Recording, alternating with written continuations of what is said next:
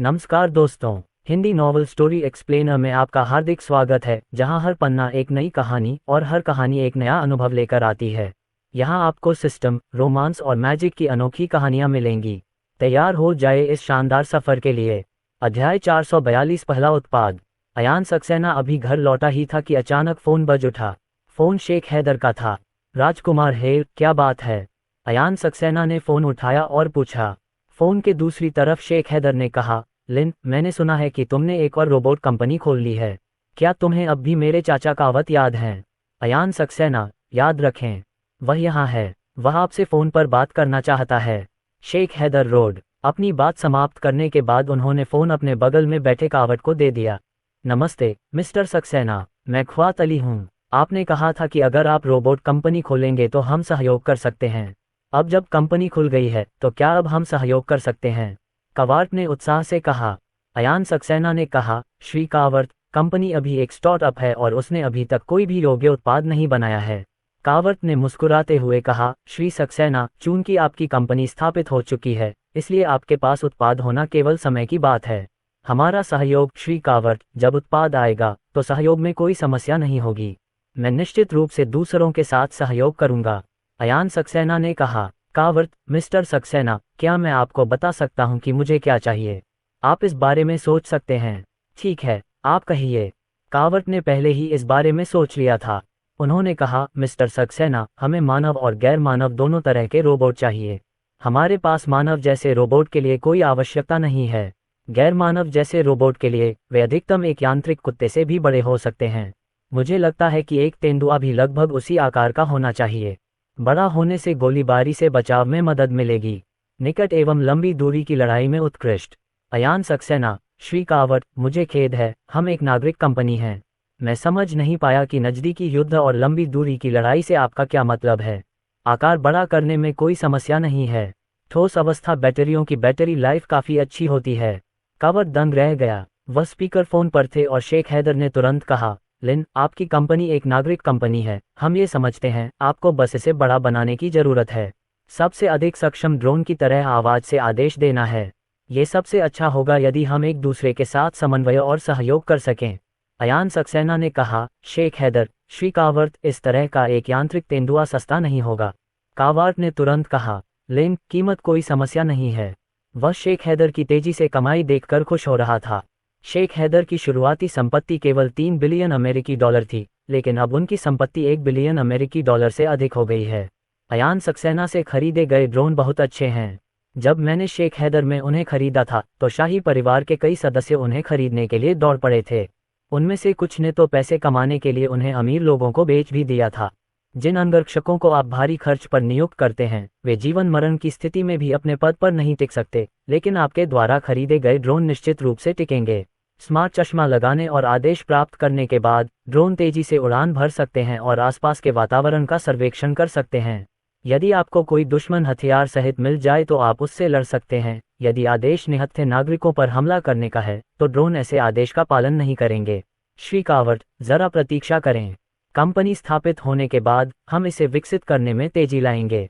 अयान सक्सेना ने कहा। कावर्ट, श्री सक्सेना, मैं आपको पहले 500 मिलियन अमेरिकी डॉलर की जमा राशि दूंगा और आप शोध पूरा होने के बाद कीमत बता सकते हैं। अयान सक्सेना ने आश्चर्य से पूछा, पहले जमा राशि चुकाओ? हाँ, मुझे आपकी योग्यता पर विश्वास है, मिस्टर सक्सेना, कावर्ट ने जल्दी से कहा। यदि उसे जमा राशि नहीं मिलती तो वह बेचैन हो जाता। जब तक पैसा दिया जाता है, अयान सक्सेना की प्रतिष्ठा को देखते हुए उसे निश्चित रूप से इसका पछतावा नहीं होगा, और यह पहले से तय है कि वह पैसा कमाएगा। ठीक है, हेल को मेरा खाता नंबर पता है। जल्द ही अयान सक्सेना ने फ़ोन रख दिया। शेख हैदर ने मुस्कुराते हुए कहा, चाचा, बधाई हो। चूंकि मिस्टर सक्सेना सहमत हो गए हैं, इसलिए सहयोग निश्चित रूप से सफल होगा। आप भविष्य में बहुत पैसा कमा सकते हैं। कावर्ट ने मुस्कुराते हुए कहा, आप अभी भी आराम से हैं। 1 साल से भी कम समय में आपने शायद सैकड़ों मिलियन डॉलर कमा लिए हैं। आप भविष्य में भी पैसा कमाना जारी रख सकते हैं। शेख हैदर, चाचा, आप ज्यादा पैसे कमाएंगे। मुझे लगता है कि भविष्य में रोबोट बाजार ड्रोन बाजार से बड़ा होगा। कावर्ट पूरी तरह मुस्कुरा रहा था। जल्द ही उन्होंने अयान सक्सेना को 500 मिलियन अमेरिकी डॉलर दे दिए। यानहुआंग मशीनरी कंपनी में अयान सक्सेना का कुल निवेश 500 मिलियन अमेरिकी डॉलर से कम है। मैकेनिकल तेंदुआ। अयान सक्सेना मन ही मन बुदबुदाया। उन्होंने मास्टर स्तर की रोबोट तकनीक प्राप्त की, जिसमें यांत्रिक तेंदुए की डिज़ाइन तकनीक शामिल थी और यांत्रिक कुत्ते में भी ये तकनीक थी। यदि हम उस नई मिश्र धातु सामग्री का उपयोग करते हैं तो यांत्रिक तेंदुए का वजन कम किया जा सकता है और इसकी रक्षा क्षमता में काफ़ी सुधार किया जा सकता है। अयान सक्सेना गुप्त रूप से उदास था। नया मिश्र धातु अभी भी गोपनीय है और इसका निर्यात के लिए यांत्रिक तेंदुओं में उपयोग नहीं किया जा सकता है, लेकिन इसका उपयोग सेना में किया जा सकता है। संचार और खुफिया जानकारी के मामले में ड्रोन प्रौद्योगिकी का इस्तेमाल किया जा सकता है। खुफिया जानकारी के मामले में हैकर प्रौद्योगिकी का भी इस्तेमाल किया जा सकता है। अयान सक्सेना चुपचाप हिसाब लगा रहा था। केवल रोबोट कौशल का उपयोग करके प्राप्त तकनीक ही कंपनी के बाकी हिस्सों का शीर्ष स्तर है और अन्य चीज़ों के साथ यह उससे भी अधिक होगा। यदि आप बड़े लोगों से पैसा कमाना चाहते हैं तो आपको अभी भी कुछ अच्छा चाहिए।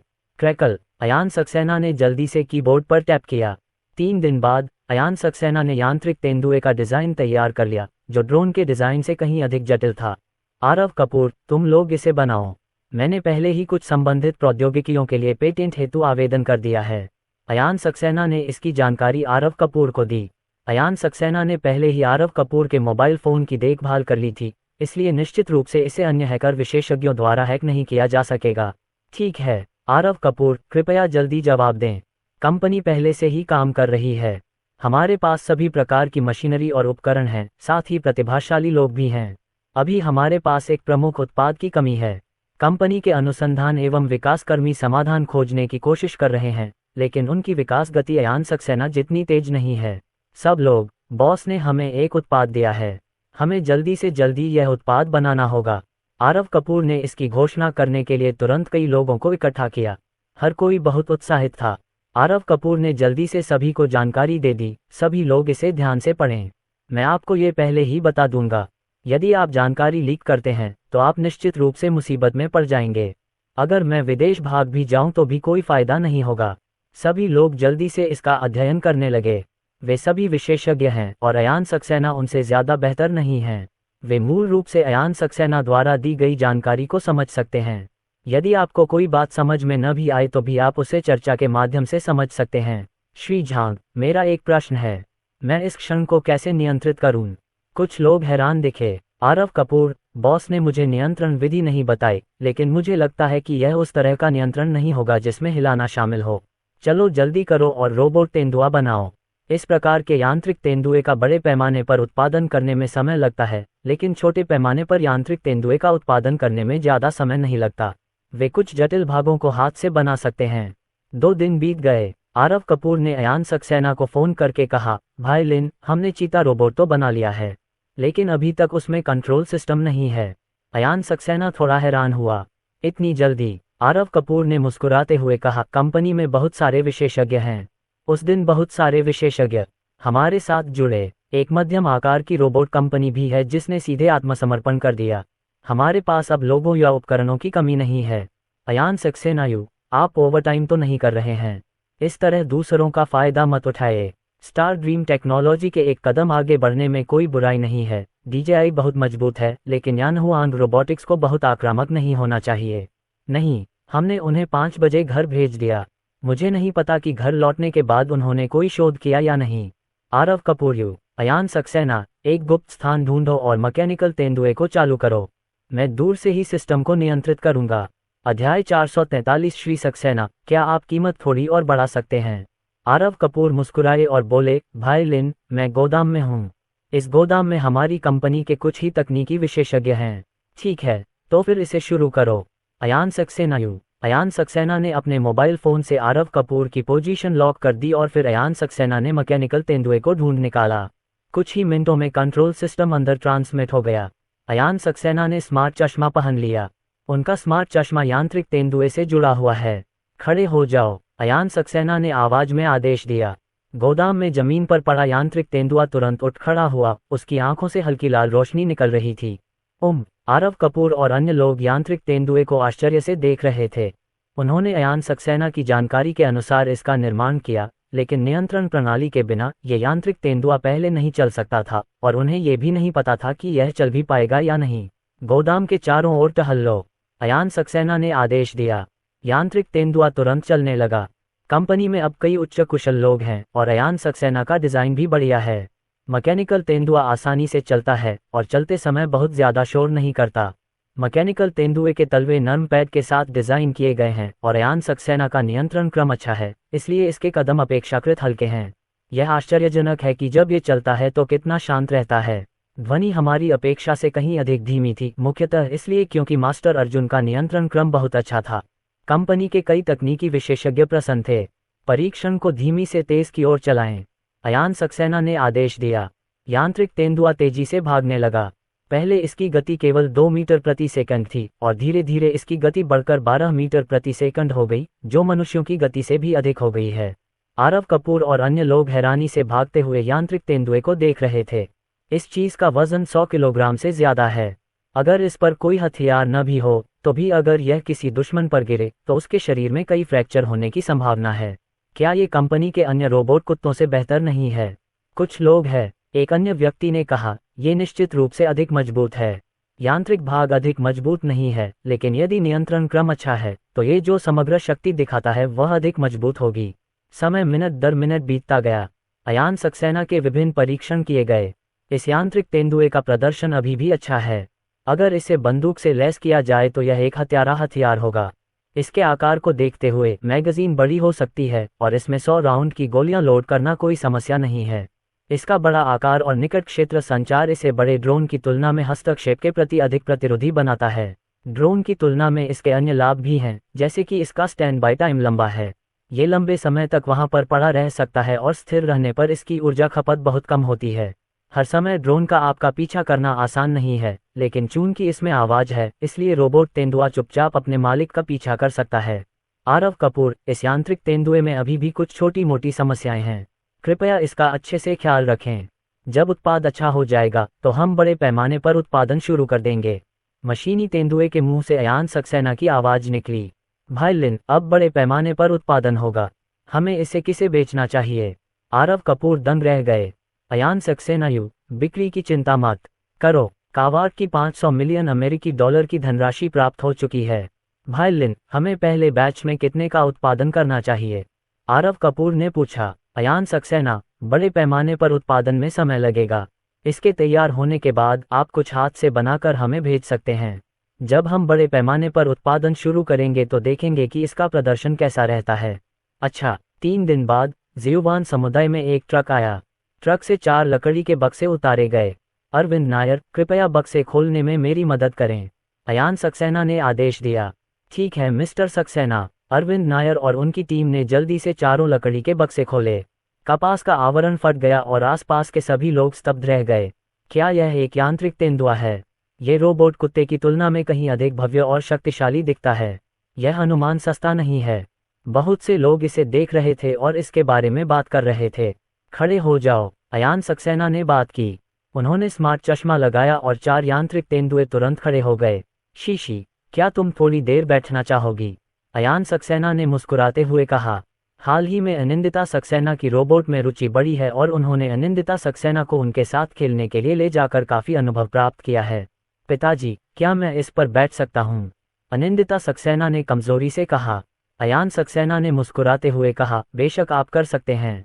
उन्होंने अनिंदिता सक्सेना को एक यांत्रिक तेंदुए पर बिठाया। अनिंदिता सक्सेना बहुत मजबूत थी और उसे पकड़ने और मजबूती से बैठने में कोई परेशानी नहीं हुई। मेरे साथ चलो, अयान सक्सेना की नियति का खुलासा हो गया है। 4 यांत्रिक तेंदुए अयान सक्सेना का पीछा करने लगे और वे पहले वाले की तुलना में अधिक सहजता से चल रहे थे। पिताजी, यह मजेदार है। अनिंदिता सक्सेना खिलखिलाकर हंस पड़ी। आसपास के कुछ बच्चे अनिंदिता सक्सेना को ईर्ष्या से देख रहे थे। चाचा, क्या हम इस पर सवारी कर सकते हैं? लगभग 6 या 7 साल के एक लड़के ने पूछने का साहस जुटाया। अयान सक्सेना ने मुस्कुराते हुए कहा, जरूर, लेकिन अगर आप खेलना चाहते हैं तो आपकी उम्र कम से कम 6 साल होनी चाहिए। उन्होंने यांत्रिक तेंदुए को आगे बढ़ने से रोकने का आदेश दिया। जल्द ही तीनों बच्चे अन्य 3 के ऊपर चढ़ गए। अयान सक्सेना टहलते रहे। मास्टर अर्जुन, क्या 360 महीने का बच्चा इसके साथ खेल सकता है? उसके बगल में खड़े एक आदमी ने उत्सुकता से कहा। अयान सक्सेना ने उसकी ओर देखा और मुस्कुराया, उनसे लड़ो। अगर तुम्हें मिल जाए तो तुम खेल सकते हो। आदमी, आप सबके सामने कुछ बच्चों के साथ प्रतिस्पर्धा क्यों कर रहे हैं? मास्टर अर्जुन, ये कितने का है? इसे कब जारी किया जाएगा? पास में खड़े एक अन्य व्यक्ति ने पूछा। अयान सक्सेना, फिलहाल इसे घरेलू स्तर पर नहीं बेचा जाएगा और फिलहाल इसे विदेश में आम ग्राहकों को भी नहीं बेचा जाएगा। किसी ने इसका वीडियो बनाकर ऑनलाइन पोस्ट कर दिया। 2 घंटे बाद कावर्ट ने फोन करके कहा, श्री सक्सेना, मैंने ऑनलाइन एक वीडियो देखा है कि यांत्रिक तेंदुआ निर्मित हो गया है। ये कब आएगा? अयान सक्सेना, मिस्टर कावर्ट, इसका अभी तक बड़े पैमाने पर उत्पादन नहीं हुआ है। कावर्ट को थोड़ा अफसोस हुआ। मिस्टर सक्सेना, इसका प्रदर्शन कैसा है? अयान सक्सेना ने कहा, इसकी अधिकतम गति 43 किलोमीटर प्रति घंटा है। क्योंकि इसमें सॉलिड स्टेट बैटरी का उपयोग किया गया है, इसलिए ये 10 किलोमीटर प्रति घंटे की गति से 200 किलोमीटर तक चल सकता है। सामान्य कम तीव्रता वाले उपयोग के तहत एक पूर्ण चार्ज 10 दिनों से आधे महीने तक चलता है, और अगर इसे अकेला छोड़ दिया जाए तो ये स्टैंड बाय पर 3 महीने से अधिक समय तक चल सकता है। यह आवाज के माध्यम से आदेश ले सकता है और जब इसके मालिक को खतरा होता है तो यह अपने मालिक की रक्षा के लिए स्वचालित रूप से दूसरों के सामने खड़ा हो सकता है। जब दुश्मन हथियार का इस्तेमाल करता है तो वह जवाबी हमला कर सकता है। कावर्ट बहुत खुश हुआ। मिस्टर सक्सेना, इस पर कोई और मुकदमा तो नहीं करेगा, है ना? अयान सक्सेना, मिस्टर कावर्ट, आप इस बारे में निश्चिंत रह सकते हैं। दूसरों के लिए इस पर आरोप लगाना लगभग असंभव है। इसमें हस्तक्षेप रोधी और घुसपैठ रोधी मजबूत क्षमताएं हैं। कावर्ट ने पूछा, मिस्टर सक्सेना, ये कितने का है? अयान सक्सेना, कीमत प्रति सिर 100,000 अमेरिकी डॉलर है। आप 500 मिलियन अमेरिकी डॉलर में 2,500 सिर खरीद सकते हैं। अगर आपको लगता है कि यह महंगा है तो मैं आपको पैसे लौटा सकता हूँ। कावर्ट ने जल्दी से कहा, महंगा नहीं, बिल्कुल भी महंगा नहीं। मिस्टर सक्सेना, आपकी कीमत थोड़ी सस्ती है। एक पूर्णतया वफादार अंगरक्षक खरीदने के लिए 100,000 खर्च करना उचित है। मिस्टर सक्सेना, आप इसकी कीमत थोड़ी बढ़ा दें तो कैसा रहेगा? यह इतना सस्ता है कि मुझे चिंता है कि मेरे कुछ प्रतिद्वंद्वी इसे खरीद पाएंगे या नहीं। अयान सक्सेना, अध्याय 444 मैकेनिकल तेंदुआ बड़े पैमाने पर उत्पादन में है। अगले दिन अमर यादव अयान सक्सेना के पास आए। भाई यांग, आप मुझसे क्या चाहते हैं? अयान सक्सेना ने मुस्कुराते हुए पूछा। अमर यादव ने अपने हाथ रगड़ते हुए कहा, भाई लिन, मैंने खबर देखी कि आपने रोबोट तेंदुआ बनाया है। मुझे लगता है कि रोबोट तेंदुआ हमारे सैनिकों के लिए बहुत उपयुक्त है। अयान सक्सेना, भाई यांग, आप बहुत जल्दी आ गए, लेकिन क्या आपकी यूनिट में ड्रोन ज्यादा उपयोगी नहीं हैं? अमर यादव ने कहा, कुछ विशेष मिशनों को शांतिपूर्वक निष्पादित करने की आवश्यकता होती है और ड्रोन आसानी से दुश्मन को परेशान कर सकते हैं। कुछ स्थान ऐसे हैं जहां ड्रोन प्रवेश नहीं कर सकते। अयान सक्सेना ने अमर यादव के लिए एक कप चाय डाली और कहा, भाई यांग, सेना ने पहले ही एक यांत्रिक कुत्ता विकसित कर लिया है। सेना ने एक यांत्रिक कुत्ता विकसित किया है और इसका प्रदर्शन बहुत अच्छा है, लेकिन फिर भी यह आपके कुत्ते से बहुत कमतर है। अमर यादव ने पूछा, एक कितने का है? चलो कुछ खरीद लेते हैं। अयान सक्सेना ने हंसते हुए कहा, जब मैंने इसे कैमल कंट्री को बेचा था तो मैंने इसे 250,000 अमेरिकी डॉलर प्रति सिर की दर से बेचा था। मैंने शुरू में कहा था कि ये 200,000 अमेरिकी डॉलर प्रति सिर है, लेकिन उन्होंने मेरे लिए कीमत बढ़ा दी। अमर यादव ने चाय की चुस्की ली। भाई लिन, उन्हें बेवकूफ़ मत समझो। उन्होंने संभावित प्रतिस्पर्धियों को कम करने के लिए कीमत बढ़ा दी। मुझे नहीं लगता कि कोई भी इसे 250,000 डॉलर में खरीदेगा। उनके लिए पैसा गौण है, सुरक्षा सबसे महत्वपूर्ण है। अयान सक्सेना, भाई यांग, अगर आपको चाहिए तो प्रति व्यक्ति 150,000 रुपये है। आपको कितने चाहिए? अमर यादव ने आश्चर्यचकित होकर पूछा, इतना कम? बड़े निवेशकों को बेचने पर 250,000 अमेरिकी डॉलर खर्च होंगे, लेकिन उन्हें बेचने पर प्रति व्यक्ति केवल 150,000 रुपये खर्च होंगे। अयान सक्सेना को बड़े निवेशकों से 10 गुना ज्यादा मुनाफा मिलेगा। यदि आपको लगता है कि कीमत बहुत कम है तो मैं इसे बढ़ा सकता हूँ। अयान सक्सेना ने ठहाका लगाया। अमर यादव ने तुरंत कहा, यह जरूरी नहीं है। हम कोई अमीर परिवार नहीं हैं और हमारे पास पैसे भी बहुत सीमित हैं। 1,50,000 प्रति व्यक्ति। हमें पूरा सिर दे दो। वह लगभग 1,000 लोगों की आतंकवाद रोधी उन्नत बटालियन के प्रभारी हैं। 1/4 कोई छोटी रकम नहीं है, लेकिन अयान सक्सेना के लिए यह एक छोटी सी बात है। भाई यांग, जब बड़े पैमाने पर उत्पादन शुरू होगा तो मैं आपको प्राथमिकता दूंगा। अयान सक्सेना ने मुस्कुराते हुए पूछा, जो हाउ कैसा है? अमर यादव, वह बहुत कठिन प्रशिक्षण ले रहा है और पहले ही दूसरों के बराबर पहुंच चुका है। क्या आप हमारे घर आना चाहेंगे? जो हाउ और कई अन्य लोग आपकी यात्रा की प्रतीक्षा कर रहे हैं। अयान सक्सेना ने इस बारे में सोचा। जो हाउ से मिलो, ये जानते हुए कि वह जो हाउ पर नजर रख रहा है। जो हाउ तेजी से सुधार करेगा। अयान सक्सेना ने शक्ति निर्माण के बारे में नहीं सोचा था, लेकिन सेना में अपने लोगों का होना निश्चित रूप से भविष्य में उसकी मदद करेगा। भाई यांग, चलो थोड़ी देर इंतजार करते हैं। मैं यांत्रिक तेंदुआ निर्मित हो जाने पर उसे आपके पास भेज दूंगा। अयान सक्सेना ने मुस्कुराते हुए कहा। अमर यादव की आंखें चमक उठीं। मैं तुम्हारी खबर का इंतजार करूंगा। जब तुम हमारे यहाँ जाओगे तो शराब काफी होगी। देखते ही देखते आधा महीना बीत गया। कुछ व्यक्तिगत उत्पादन लाइनों को समायोजित किया गया है। उत्पादन की गति तेज नहीं है, लेकिन ये पहले से ही यांत्रिक तेंदुओं का बड़े पैमाने पर उत्पादन करने में सक्षम है।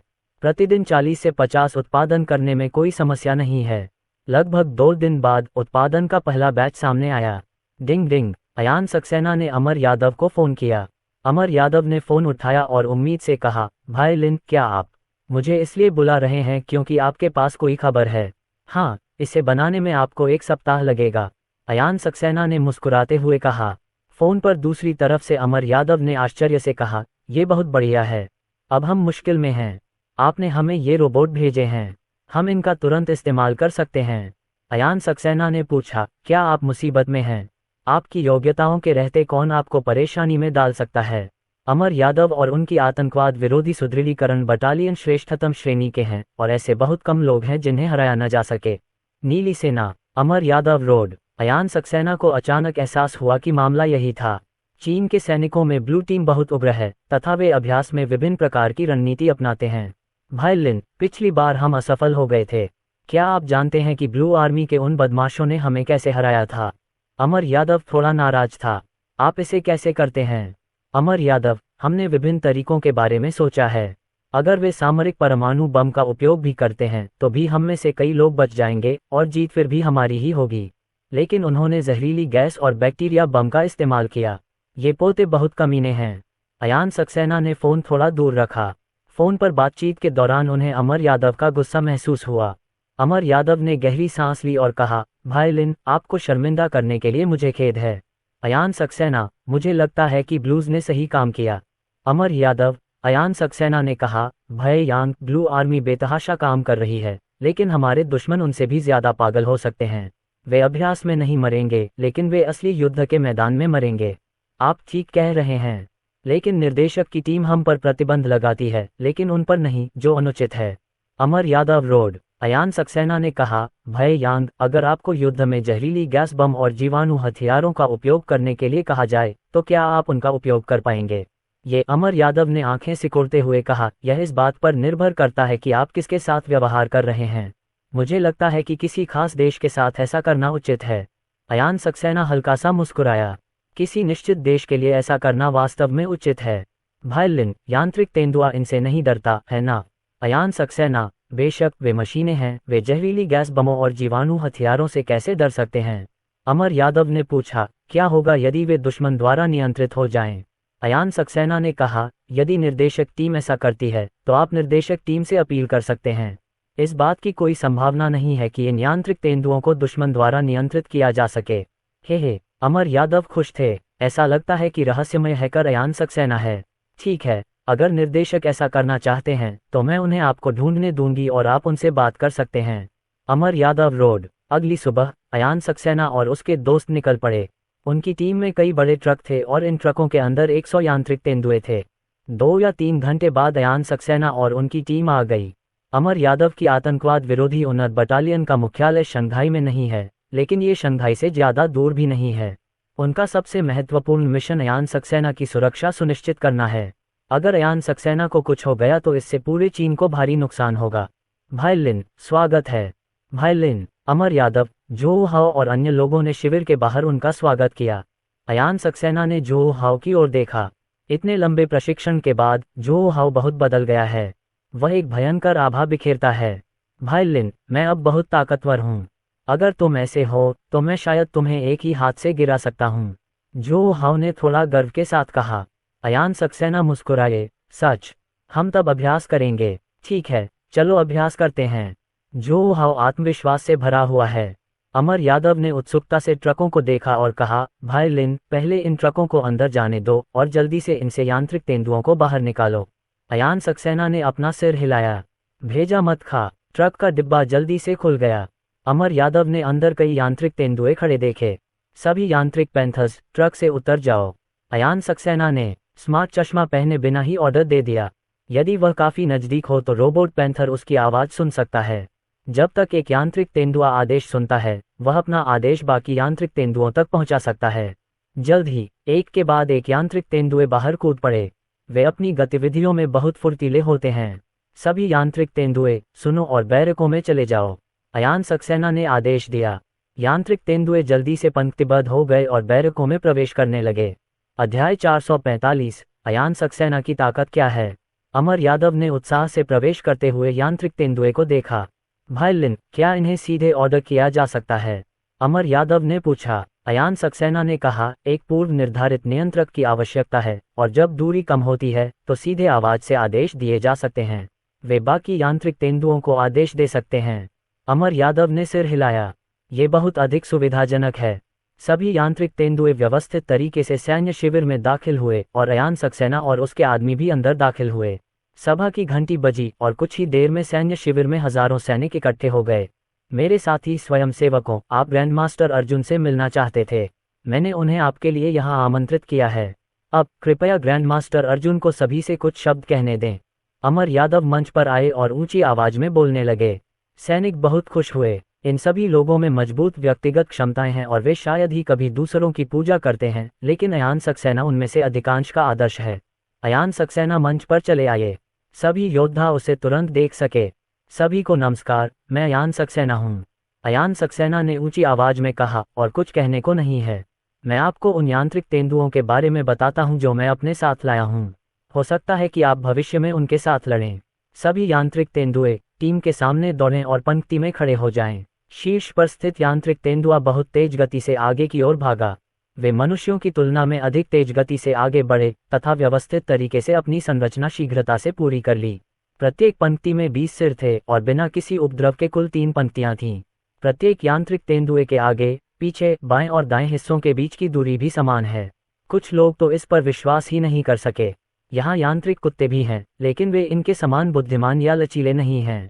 सभी को बता दें कि इन यांत्रिक तेंदुओं के बाहर स्टील के गोले लगे हैं, जो पिस्तौल, राइफल और अन्य हथियारों से चलने वाली गोलियों का प्रभावी ढंग से प्रतिरोध कर सकते हैं। बैटरी डिब्बे के अलावा अंदर एक भंडारण डिब्बा भी है। यदि इसका उपयोग बम ले जाने के लिए किया जाए तो ये 10 किलोग्राम तक बम ले जा सकता है। अयान सक्सेना को ये कहते हुए सुनकर कई लोगों की आंखें चमक उठीं। चीन में कई लोगों को अपर्याप्त मारक क्षमता का डर है। उनका अधिकतम भार 1 किलोग्राम है। भंडारण डिब्बे के अलावा वे पीठ पर विभिन्न आग्नेयास्त्र भी ले जा सकते हैं। उनकी भार वहन करने वाली मैगजीन को बड़ा बनाया जा सकता है। उनकी पूंछ खोखली होती है और उसमें एक विशेष ग्रेनेड रखा जा सकता है।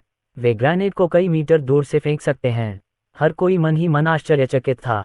क्या यह एक नागरिक उत्पाद है? उनके पास मजबूत हस्तक्षेप रोधी क्षमताएं हैं। अधिकांश हस्तक्षेप उपकरण उनके लिए बेकार हैं। उनके पास कम दूरी की संचार क्षमताएं हैं। यदि एक यांत्रिक तेंदुआ युद्ध के मैदान में इसे जानता है तो बाकी सभी को भी ये पता चल जाएगा। उनके मुंह में स्पीकर लगे हैं और वे बात कर सकते हैं। वे 14 साल के बच्चे जितने बुद्धिमान हैं। सभी हैरान हो उठे। यद्यपि 4 वर्ष के बच्चे अभी प्राथमिक विद्यालय में प्रवेश नहीं कर पाए हैं, फिर भी वे इस उम्र में ही बहुत सी बातें समझ लेते हैं। सामान्य प्रवाह संचार में कोई समस्या नहीं है। हर कोई, मैं ऐसी फिल्में और टीवी शो देखता था जिनमें हमारे पूर्वज दुश्मन के इस्पात के प्रवाह का विरोध करने के लिए केवल अपने मांस और रक्त का उपयोग कर सकते थे। मुझे बहुत असहज महसूस होता था। अब हमारे पास अंततः इस्पात की धार है और हमारे इस्पात में भी इच्छा शक्ति है। मुझे आशा है कि दुश्मन के पास भी हमारे पूर्वजों जैसी दृढ़ इच्छा शक्ति होगी। अयान सक्सेना के बोलते ही गर्मजोशी से तालियां बजने लगीं। जब तालियां बंद हो गईं तो अयान सक्सेना ने चारों ओर देखा और कहा, क्या किसी के पास कोई सवाल है? मैं जो भी हो सकेगा उसका जवाब दूंगा। कई लोगों ने अपने हाथ उठाए। अयान सक्सेना ने उनमें से एक की ओर इशारा किया और दूसरे पक्ष ने पूछा, मास्टर अर्जुन, क्या इन यांत्रिक तेंदुओं को दुश्मन द्वारा नियंत्रित किया जा सकता है? बहुत से लोग इस बात से चिंतित हैं। यदि मैकेनिकल पैंथर को बंदूकें और बम ले जाते हुए दुश्मन द्वारा नियंत्रित किया जाता तो उन्हें भारी नुकसान उठाना पड़ता। नहीं होगा, आप इस बारे में निश्चिंत रह सकते हैं। अयान सक्सेना ने मुस्कुराते हुए कहा। कई लोगों की आंखें चमक उठीं। दूसरे लोग कहते तो शायद उन्हें यकीन न होता, लेकिन अयान सक्सेना ने कहा तो उन्हें यकीन हो गया। अयान सक्सेना की नेटवर्क क्षमताएं बहुत अधिक होने की संभावना है और इंटरनेट पर उल्लिखित रहस्यमय हैकर संभवतः अयान सक्सेना ही है। मास्टर अर्जुन, कभी कभी हमें घायलों को तत्काल ले जाने की आवश्यकता होती है। क्या वे घायलों को लेकर युद्ध क्षेत्र से बाहर निकल सकते हैं? दूसरे व्यक्ति अयान सक्सेना ने पूछा। अयान सक्सेना ने सिर हिलाया। ये स्थिति पर निर्भर करता है। अगर घायल व्यक्ति यांत्रिक तेंदुए को मजबूती से पकड़ सके तो सब ठीक रहेगा। समय मिनट दर मिनट बीतता गया। लोगों ने रोबोट पैंथर्स के बारे में कई सवाल पूछे हैं। उनके प्रदर्शन को समझना युद्ध में उपयोगी होगा। मास्टर अर्जुन, क्या आप लड़ सकते हैं? आप अपनी पत्नी और बेटी को लेकर माउंट ताइशान पर चढ़ सकते हैं, इसलिए आप बहुत फिट होंगे। क्या हम एक प्रतियोगिता आयोजित करें? अमर यादव ने दूसरे पक्ष को घूरते हुए कहा। यान डोंगू, गड़बड़ मत करो। अगर तुमने इस लड़ाई में भाई लिन को चोट पहुंचाई तो पूरे देश के लोग तुम्हें मौत के घाट उतार देंगे। यान डोंगहू का सिर सिकुड़ गया। उन्होंने ताना मारते हुए कहा, मास्टर अर्जुन, आपने सोचा कि मैंने कुछ नहीं कहा। अमर यादव ने अयान सक्सेना की तरफ देखा और कहा, भाई लिन, उससे परेशान मत हो। इस लड़के ने मिलिट्री मार्शल आर्ट चैंपियनशिप जीती है। उसके पास ताकत है, लेकिन वह बहुत आक्रामक है। अयान सक्सेना मुस्कुराए। भाई यांग, अगर आप उससे नहीं लड़ेंगे तो आप इस मुकाम तक नहीं पहुंच पाएंगे। यान डोंगू, ऊपर आओ। यान डोंगू की आंखें चमक उठीं, लेकिन वह हिला नहीं। अमर यादव, भाई लिन ने तुम्हें ऊपर आने के लिए कहा है, इसलिए जल्दी करो और ऊपर आओ। यदि तुमने भाई लिन को चोट पहुंचाई तो तुम्हें 2 दिनों के लिए एकांत कारावास में डाल दिया जाएगा। यान डोंगू जल्दी से रिंग में आ गया। जो हाओ थोड़ा चिंतित था। इनमें से कोई भी यान डोंगू को आमने सामने की लड़ाई में नहीं हरा सकता। यान डोंगू, आप जो चाहें कर सकते हैं। अयान सक्सेना मुस्कुराए। सेना एक ऐसी जगह है जहां ताकत का महत्व है। वह अपनी सारी ताकत नहीं दिखाएगा, लेकिन उसे थोड़ा सा दिखाना जरूरी है ताकि सबको पता चले कि वह कितना शक्तिशाली है। भाई लिन, क्या आप निश्चित हैं? यान डोंगू एक निर्दयी आदमी है। अमर यादव रोड। अयान सक्सेना ने मुस्कुराते हुए कहा, चिंता मत करो भाई यांग। मैंने सुलेख और अन्य कौशल का अच्छा अभ्यास किया है। मैं निश्चित रूप से मार्शल आर्ट जानता हूँ। कौन आदमी अपनी ताकत में सुधार करना पसंद नहीं करेगा? यान डोंगू, आप कार्रवाई करें। यान डोंगू ने अयान सक्सेना को घूरते हुए गहरी आवाज में कहा, मास्टर अर्जुन, तो फिर सावधान रहना। अगर तुम मुझे नहीं हरा सकते तो बस मुझे बता देना। पीना। अगले ही पल यान डोंगहू ने अपनी मुट्ठी घुमाई। उन्होंने इस मौके में कम बल का प्रयोग किया और इसे तेज गति से मारा। अयान सक्सेना ने इसे आसानी से चकमा दे दिया। यान डोंगू, तुमने नाश्ता नहीं किया। ये सुनते ही यान डोंगू ने खुद को नहीं रोका और उसने अयान सक्सेना के पूरे शरीर पर लात घूंसों से प्रहार करना शुरू कर दिया। अयान सक्सेना आसानी से चकमा खा गए। आधा मिनट बीत गया और यान डोंगू ने अयान सक्सेना को नहीं छुआ। सभी हैरान हो उठे। वे सभी यान डोंगहू की ताकत को जानते थे। यह आदमी थोड़ा उग्र था, लेकिन वह एक व्यक्ति के रूप में वास्तव में मजबूत था। जैसी कि उम्मीद थी, वह अयान सक्सेना को बिल्कुल भी नहीं मार सके। यान डोंगू, क्या तुम और तेज जा सकते हो? अयान सक्सेना ने मुस्कुराते हुए कहा। पीना। यान डोंगू जोर से चिल्लाया। उसने अपनी गति 1 पॉइंट बढ़ा दी। वह पहले इतना तेज नहीं था, लेकिन फिर भी वह अयान सक्सेना को नहीं छू सका। एक और आधा मिनट बीत गया। अयान सक्सेना ने कहा, सावधान रहें, मैं कार्रवाई करने वाला हूँ। ये सुनते ही यान डोंगहू ने तुरंत आक्रामक रुख अपनाकर रक्षात्मक रुख अपना लिया। जब अयान सक्सेना ने उसे मुक्का मारा तो उसने तुरंत ही अपना मुक्का वापस घुमाकर वार का जवाब दिया। अयान सक्सेना ने कोई परहेज नहीं किया। अगले ही पल यान डोंगहू चिल्लाया। उसे ऐसा महसूस हुआ जैसे किसी हथौड़े से उसकी मुट्ठी पर जोरदार प्रहार हुआ हो। कुछ कदम पीछे हटने के बाद यान डोंगहू ने दर्द से अपना हाथ ढक लिया। अयान सक्सेना ने मुस्कुराते हुए कहा, ज्यादा चिंता मत करो, मैं अपनी सीमाएं जानता हूँ। दर्द सिर्फ 1 या 2 दिन तक रहेगा और फिर चला जाएगा। हर कोई इस पर विश्वास नहीं कर सका। अयान सक्सेना यान डोंगहू के हमले को पूरी तरह से चकमा देने में सक्षम था, और जब उन दोनों ने एक दूसरे से लड़ाई की तो यान डोंगहू को सीधे तौर पर हरा दिया गया। अयान सक्सेना की असली ताकत क्या है? अध्याय 446 रोशनी मेहरा की चिंता। मास्टर अर्जुन, मैं हार मानता हूँ। यान डोंगहू ने गहरी सांस ली और कहा। वह अयान सक्सेना को बिल्कुल भी नहीं मार सकता था और उसे ही मुक्का लगने से दर्द महसूस हुआ। यान डोंगहू जानता था कि उसकी ताकत अयान सक्सेना से कहीं कम है। अयान सक्सेना मुस्कुराए और बोले, आप बहुत कमाल के हैं। अपनी तुलना मुझसे मत करो, मेरी स्थिति थोड़ी खास है। दरअसल अयान सक्सेना यान डोंगहू को बहुत पसंद करते हैं। सैन्य मार्शल आर्ट चैंपियनशिप जीत पाना बहुत प्रभावशाली है। अगर यह सिस्टम नहीं होता तो वह यान डोंगहू के सामने कुछ भी नहीं होता। गुरु अर्जुन, मैं आपसे बहुत हीन हूँ। मैं और अधिक प्रयास करूंगा, यान डोंगहू ने गहरी आवाज में कहा। अपनी बात समाप्त करने के बाद वह जल्दी से नीचे आए और पंक्ति में खड़े हो गए। एक अन्य व्यक्ति ने चिल्लाकर कहा, मास्टर अर्जुन, आपकी निशानेबाजी की कला कितनी अच्छी है, क्या हम इसमें प्रतिस्पर्धा करें? अयान सक्सेना ने अमर यादव की ओर देखा और मुस्कुराते हुए पूछा, भाई यांग, क्या यह मिलिट्री शूटिंग चैंपियन है? अमर यादव ने अपना सिर हिलाया। उसका नाम यान फैंग है। वह ऑल आर्मी शूटिंग प्रतियोगिता में उपविजेता था और उसके और चैंपियन के बीच का अंतर केवल 0.1 मिलीमीटर था। अयान सक्सेना ने मुस्कुराते हुए कहा, चूंकि हम यहाँ हैं तो चलिए शूटिंग रेंज में चलते हैं और कुछ मजा करते हैं। जल्द ही अयान सक्सेना और उनकी टीम शूटिंग रेंज में पहुंच गई। जैसे ही उसने बंदूक को छुआ, अयान सक्सेना को बंदूक के विस्तृत पैरामीटर पता चल गए। उनकी निशानेबाजी अब प्रसिद्ध हो चुकी है। निशानेबाजी प्रतियोगिता आधे घंटे के बाद समाप्त हो गई। यान फैंग अवाक रह गया। उसकी पिस्तौल, राइफल, स्नाइपर राइफल आदि सभी पीछे रह गए थे, और सिर्फ थोड़ा सा नहीं। यान फैंग, अब तुम्हें पता चल गया है कि ऐसे लोग भी हैं जो तुमसे बेहतर हैं, है ना? अमर यादव रोड। यान फैंग ने सिर हिलाया। मुझे पता है कि मुझसे बेहतर लोग हमेशा मौजूद रहते हैं, लेकिन मुझे उम्मीद नहीं थी कि मास्टर अर्जुन की निशानेबाजी इतनी अच्छी होगी। मास्टर अर्जुन, क्या बकवास है? मास्टर अर्जुन, आपने इसका अभ्यास कैसे किया? मास्टर अर्जुन, इन 2 मुकाबलों ने सभी को अयान सक्सेना का कायल बना दिया। कुछ लोग पहले अयान सक्सेना के प्रशंसक नहीं थे, लेकिन अब वे भी अयान सक्सेना के प्रशंसक हैं। ये खबर अन्य टुकड़ियों तक भी फैल जाएगी, और तब तक अयान सक्सेना के टुकड़ियों में भी अधिक प्रशंसक हो जाएंगे। यदि देश में कोई भी भविष्य में उन्हें निशाना बनाना चाहे तो उन्हें सावधानी से सोचना चाहिए और अपने पैर पर कुल्हाड़ी नहीं मारनी चाहिए। घर लौटने के तुरंत बाद अरुण राव ने मुझे फ़ोन किया। मिस्टर सक्सेना, मैंने सुना है कि आपने अपनी ताकत का प्रदर्शन किया है। जू यांग रोड। अयान सक्सेना, मिलिट्री जू, क्या कोई समस्या है? नहीं, यद्यपि इससे दुश्मन आपसे अधिक सावधान हो जाएगा, लेकिन इससे खलनायक भी डर जाएंगे और वे कोई भी गलत काम करने से बच जाएंगे। अरुण राव ने कहा, मिस्टर सक्सेना, वह अदृश्य ढाल। अयान सक्सेना ने कहा, मैंने पहले ही स्टील्थ आयन शील्ड तकनीक पर शोध कर लिया है। मैं आपको बाद में जानकारी भेजूंगा। इसे केवल हवाई जहाज़ों पर ही लगाया जा सकता है, युद्धपोतों पर नहीं। अरुण राव बहुत खुश हुए। हाल की स्थिति बहुत अच्छी नहीं है। दुनिया भर में कई जगहों पर युद्ध छिड़ गए हैं। सुरक्षा सुनिश्चित करने के लिए हमें अभी भी अपनी सैन्य क्षमताओं को बढ़ाना जारी रखना होगा। श्री सक्सेना, आपकी कड़ी मेहनत के लिए धन्यवाद, अरुण राव ने आदरपूर्वक कहा। अयान सक्सेना ने तुरंत ये जानकारी अरुण राव को दी।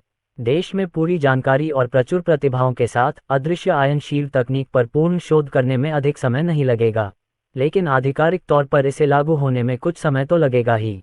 अयान सक्सेना का अनुमान है कि इसमें कम से कम 3 महीने लगेंगे। प्रिय, मुझे एक समस्या मिल गई है, रोशनी मेहरा ने अयान सक्सेना की बाहों में सिमटकर कहा। समस्या क्या है? अयान सक्सेना ने पूछा। रोशनी मेहरा ने धीरे से कहा, समुदाय में और भी सुंदरियां हैं। आज एक गोरी सुंदरी समुदाय में आई है। वह एक विदेशी है और वह एक राजकुमारी है। जब से वह यहाँ रहते हैं, ज़ियुआन समुदाय में घरों की कीमतें बहुत बढ़ गई हैं, और यहाँ के कई निवासियों ने अपने घर बेच दिए हैं। जिन लोगों ने अपना घर खरीदा उनमें से कई खूबसूरत महिलाएं थीं। ये बात विशेषकर उन महीनों के दौरान सच थी जब रोशनी मेहरा गर्भवती थीं। अपनी कल्पना को बैलगाम मत होने दो। मेरा उनसे कोई संपर्क नहीं है। अयान सक्सेना ने रोशनी मेहरा के चेहरे पर चुटकी काटते हुए कहा। रोशनी मेहरा ने बुदबुदाते हुए कहा, गर्भावस्था के कारण मेरा वजन बढ़ गया है और वे सभी बहुत सुंदर हैं, क्या तुम्हें इसका अंदाजा नहीं है? अयान सक्सेना ने रोशनी मेहरा के गाल पर चुंबन लिया और कहा, पत्नी, भले ही आप थोड़ी मोटी हो जाएं, फिर भी आप उनसे बेहतर दिखेंगी। हम भविष्य में इस घर को बदल देंगे। हमारा विला पहले से ही नवीकरण के अधीन है। कई लोगों के घर बहुत जल्दी बन जाते हैं और उनकी मरम्मत भी हो जाती है, इसलिए जब तक उनके बच्चे पैदा होते हैं तब तक वे रहने के लिए लगभग तैयार हो जाते हैं। ये घर सर्वाधिक पर्यावरण अनुकूल सामग्रियों से सजाया गया है और इसकी शैली भी नई है, इसलिए आप इसमें तुरंत जा सकते हैं। रोशनी मेहरा ने सिर हिलाया। उसने कहा, प्रिय, तापमान बढ़ गया है और राजधानी में अब ठंड नहीं है। चलो हम अपने माता पिता को लेकर राजधानी के विला में 3 महीने तक रहते हैं। सिसी के वहाँ भी दोस्त हैं। गर्भावस्था के कारण उसका वजन बढ़ गया था और पड़ोस में कई खूबसूरत लड़कियां थीं। रोशनी मेहरा दबाव महसूस करती थी और चिंतित थी कि उसे लूट लिया जाएगा। ठीक है, अयान सक्सेना तुरंत सहमत हो गए। जब उसकी पत्नी गर्भवती होती है तो उसे उसके प्रति अधिक आज्ञाकारी होना चाहिए, और वास्तव में उसका उन सुंदरियों से कोई लेना देना नहीं है। प्रिय, हम अब यहाँ नहीं रहेंगे, हम सीधे निर्माणाधीन विला में चले जाएंगे, अयान सक्सेना ने कहा। रोशनी मेहरा ने नज़र घुमाए और बोली, पति जी, तो फिर इस घर को नहीं बेचना चाहिए। हमें यहाँ की चीज़ें रखनी चाहिए। इस घर में हमारी बहुत सारी यादें हैं। हम कभी कभी वापस आ सकते हैं और यहाँ रुक सकते हैं। अयान सक्सेना ने सिर हिलाया, बेशक कोई समस्या नहीं है। हमें इतने कम पैसे की जरूरत नहीं है, इसलिए यहाँ बेचने की कोई जरूरत नहीं है। अयान सक्सेना और उनका परिवार जल्द ही यहाँ से जा रहे हैं। इंपीरियल कैपिटल विला में सब कुछ मौजूद है, इसलिए उनके लिए वहाँ आना जाना आसान है। बस कुछ कपड़े वगैरह ले आओ। मेज़बान अनिंदिता सक्सेना आपका सूटकेस पैक करने में आपकी मदद करेंगी। कुल जगह बढ़कर 5000 क्यूबिक मीटर हो जाएगी। अचानक जनरल की आवाज़ गूंजी। प्रत्येक एकीकृत स्थान को 3 बार तक अपग्रेड किया जा सकता है। अब यह एक नया स्थान है और इसे फिर से अपग्रेड किया जा सकता है। 5000 घन मीटर, बढ़िया। अयान सक्सेना के चेहरे पर हल्की मुस्कान दिखी। इतनी बड़ी जगह का उपयोग कई ड्रोन स्थापित करने के लिए किया जा सकता है। उदाहरण के लिए, बहुत छोटे माइक्रो ड्रोन, उनके रोटर फैले होने के बावजूद उनमें से लाखों को 1000 घन मीटर में रखा जा सकता है। यांत्रिक तेंदुआ बहुत जगह लेता है, लेकिन 1 क्यूबिक मीटर में 2 तेंदुओं को पैक किया जा सकता है। अगर यांत्रिक तेंदुओं को पैक करने के लिए 3000 क्यूबिक मीटर का इस्तेमाल किया जाए तो उसमें 6000 तेंदुओं को पैक किया जा सकता है। यह एक बेहद भयानक शक्ति है। जियांटोंग, जब डोंगडोंग का जन्म होगा तो क्या प्रत्येक जियांटोंग का स्थान 3 गुना बढ़ा दिया जाएगा? अयान सक्सेना ने मन ही मन पूछा। हाँ मेज़बान, यह अभी भी 3 बार है। जब आपके पास केवल अनिंदिता सक्सेना थी तो यह 1 से 3 बार था। जब आपके पास सामान आ जाता है तो प्रत्येक अपग्रेड के लिए ये 2 से 3 बार होता है। यदि आपके 3 बच्चे हैं तो ये 3 बार तय किया जाता है। अयान सक्सेना को थोड़ा अफसोस हुआ। यदि यह अधिकतम 6 बार तक पहुंच सके तो ये पर्याप्त है, लेकिन हर किलोमीटर पर इसकी क्षमता कम से कम 2000 क्यूबिक मीटर बढ़ सकती है, जो बुरा नहीं है, और इसमें कुछ युद्धपोत भी रखे जा सकते हैं। दोपहर में अयान सक्सेना और उसके दोस्त निकल पड़े। रात्रि भोजन से पहले ही अयान सक्सेना और उसके दोस्त शाही राजधानी की ओर चले गए थे। बेटा, ये जगह बहुत अच्छी है। चेन मेई ने चारों ओर देखा और कहा। वह और अयान सक्सेना के पिता लिन हाई यहाँ आ गए। रोशनी मेहरा के माता पिता अभी भी शंघाई में हैं। वे कुछ दर्जन दिन वहाँ रहते हैं और उनके सभी दोस्त भी वहीं रहते हैं। अयान सक्सेना ने कहा, माँ, चूंकि आपको ये पसंद है, इसलिए जब आपको सामान ढोने में मदद की ज़रूरत नहीं होगी तो आप यहाँ रह सकती हैं। यहाँ कई उच्च पदस्थ अधिकारी और उनके परिवार रहते हैं। चेन मेई ने अपना सिर हिलाया। ये बेहतर है, तब हम गांव में अधिक सहज महसूस करेंगे। तभी दरवाजे की घंटी बजी। अयान सक्सेना ने दरवाज़ा खोला और देखा कि बाहर मिस्टर मेहता थे। मिस्टर मेहता ने मुस्कुराते हुए कहा, अर्जुन सक्सेना, तुम आखिरकार आ ही गए। अभी अपना सामान पैक मत करो, रात के खाने के लिए हमारे घर आ जाओ। अध्याय 447। यदि तुम्हें कोई समस्या हो तो पुलिस को बुलाओ। बूढ़ा आदमी लिन हाई और चेन मेई ने जल्दी से उनका अभिवादन किया। वे थोड़े संकोची लग रहे थे। यद्यपि उन्होंने दुनिया का कुछ हिस्सा देखा है, लेकिन उन्होंने लाओ जैसे लोगों को शायद ही कभी देखा हो। रोशनी मेहरा अनिंदिता सक्सेना को पकड़े हुए बाहर आईं। बूढ़ा आदमी, रोशनी मेहरा ने उदार मुस्कान के साथ कहा। दादाजी, अनिंदिता सक्सेना ने विनम्रतापूर्वक किसी को पुकारा। बूढ़े आदमी ने मुस्कुराते हुए कहा, शीशी वास्तव में अच्छी है। लिन है और चेन मेई, शीशी मुझे दादाजी कहती है, इसलिए आपको मुझे बूढ़ा आदमी कहना बंद कर देना चाहिए। आप मुझे अब से भाई बूढ़ा आदमी कह सकते हैं, इससे मैं जवान दिखता हूँ। लिन हाई ने झिझकते हुए अयान सक्सेना की ओर देखा। अयान सक्सेना मुस्कुराया और बोला, पिताजी, आप मेरी तरफ क्यों देख रहे हैं? बूढ़े आदमी ने आपको मुझे उस नाम से बुलाने को कहा था, इसलिए आप मुझे उसी नाम से बुलाए। भाई, लिन हाई चिल्लाया। लाओ उनसे 20 साल से ज्यादा बड़ा है, इसलिए उम्र के हिसाब से उनके लिए उसे लाओ या अंकल कहना ठीक है, लेकिन जिक्सीजी उसे दादाजी कहती है, इसलिए उनके लिए उसे अंकल कहना भ्रामक होगा। भाई, चेन मेई भी चिल्लाया। बूढ़ा आदमी मुस्कुराया और सिर हिलाया। ये बहुत बढ़िया है। आप लोगों को मुझे इस तरह बुलाते हुए सुनकर मुझे युवा होने का एहसास होता है। आइए, आप सभी हमारे घर पर खाना खा सकते हैं। चेन मेई ने कमजोरी से कहा। भाई, यह अच्छा नहीं है ना? बूढ़ा आदमी मुस्कुराया और बोला, इसमें कुछ भी गलत नहीं है। आज हमारे घर खाना खाने आओ और कल या परसों किसी और के घर चले जाओ। तुमने पिछले 2 या 3 दिनों से खाना नहीं बनाया है। हम सब ने पहले भी जियाओलिन का बनाया खाना खाया है। अयान सक्सेना, माँ, चलो वहाँ चलते हैं। अगर आप वहाँ नहीं जाएंगी तो वे लोग फिर कभी भोजन के लिए नहीं आ पाएंगे। बूढ़े आदमी ने मुस्कुराकर सिर हिलाया। अर्जुन सक्सेना, तुम मेरी बात समझ रहे हो? लिन हाई और चेन मेई ने सिर हिलाया। अयान सक्सेना और उसके दोस्त लाओ बू के पीछे पीछे उनके घर पहुंचे। लाओ बू को पता था कि अयान सक्सेना और उसके दोस्त जा रहे हैं, इसलिए उसने एक शानदार डिनर तैयार किया। भोजन के बाद अयान सक्सेना और उसके दोस्त घर चले गए। चेन मेई ने कहा, भाई, जैसे व्यक्ति से मैंने यह उम्मीद नहीं की थी कि वह और उसका परिवार इतना सहज होगा। लिन हाय, ऐसा इसलिए है क्योंकि मेरा बेटा अब इतना शक्तिशाली है कि बूढ़े लोग इतने सहज हो गए हैं। आम लोगों के लिए उनके जैसे लोगों से मिलना मुश्किल है। अयान सक्सेना ने मुस्कुराते हुए कहा, माँ और पिताजी, अब से उनके साथ सामान्य पड़ोसियों जैसा ही व्यवहार करना। उन्हें इतनी बार देखने के बाद आपको इसकी आदत हो जाएगी। लिन हाय और अन्य लोगों ने सिर हिलाया। लिन हाय ने थोड़ी शराब पी और जल्दी ही नहाने के लिए अपने कमरे में चला गया। पहली मंजिल पर एक बेडरूम था और अयान सक्सेना वहीं रहता था। अयान सक्सेना, रोशनी मेहरा और अनिंदिता सक्सेना पहली मंजिल पर रहते हैं। इस विला में जमीन के ऊपर 3 मंजिलें और भूमिगत तहखाना है।